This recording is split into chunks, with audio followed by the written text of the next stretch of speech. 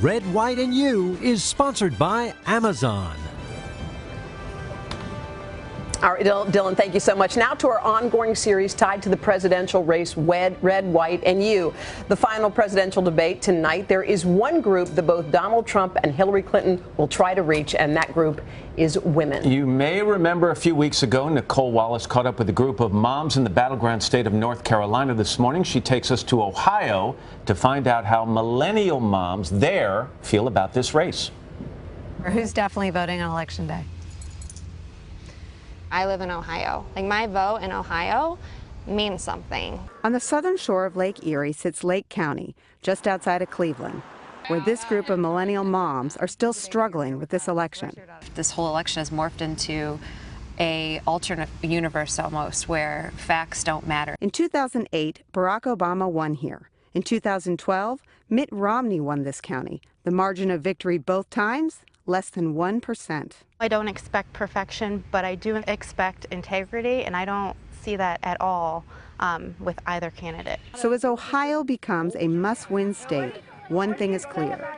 When it comes to winning over moms, both candidates have work to do. They need to win your votes. And if they sat here and said, what would it take? What would it take to lock you up as a voter? What would you want to hear? Neither one of these candidates seem to be above bashing the other, and that really bothers me. I watched maybe 10 minutes of the first debate, and I felt like I was back in a middle school cafeteria. So are you throwing your hands in the air? It is definitely a lesser of two evils choice, and it would have to come down to a game day decision. You know, trying to get you to hate somebody as opposed to trying to get you to like somebody. And I have a daughter, she's 8 months old. I look at her, and it's not just the next 4 years, it's the next 20 years. It's whatever foundation is laid with this election, she has to grow up in. I know that Hillary has flaws. What could she do better to help herself in Ohio? She probably needs to be more transparent, show like a warmer side, and just try to connect with people a little bit more. I think when you compare to other candidates, I think you just don't get a great feel for who she is. Her credibility is a zero. You have Benghazi, you have the emails in the server, even pneumonia. I mean, everything that comes out of her mouth, it's like she can't tell the truth. Where does that leave you?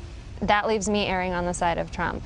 But when it comes to women, the latest NBC News Survey Monkey poll shows that Hillary Clinton leads Donald Trump in every age group. Tell me how you get over the character concerns with Trump. I don't think you get over it. I have to trust that he's going to put good people around him that will help guide him in making good, sound decisions, and pray that he can hold it together for 4 years.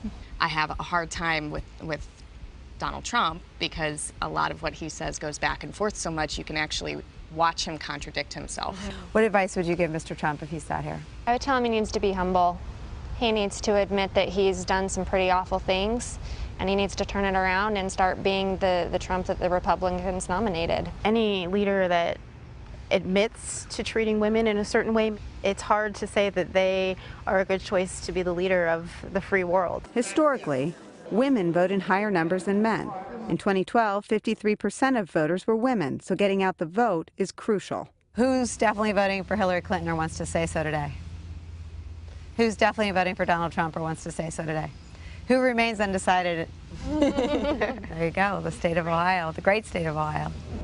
It's interesting. You asked one of them the question, what would it take to lock you in right now? And then you look at them and they raise their hands. But do you get the sense something could happen in this debate tonight that's going to move them? Yeah, and the reason is they are not hardcore partisans. As a group, they like their Governor Kasich, a Republican, but they also admire a lot of things about Michelle and President Obama. So these women voters are not beholden to an ideology or a party. So they're very much influenced by events, by news. And tonight's debate is really important, especially for Tria, my one undecided mom. Yeah, I'm going to be curious to see that tonight. It's always one thing to look at polls, but theirs are just numbers. To get out and sit down with the people behind those numbers is fascinating. And they have so much wisdom. They see and hear everything. They miss nothing, even though they're busy juggling households and groceries and jobs. So amazing. Right. Nicole, thank you so much. And by the way, you can see more of our Red, White, and You series exclusively on the NBC News app on Amazon Fire TV.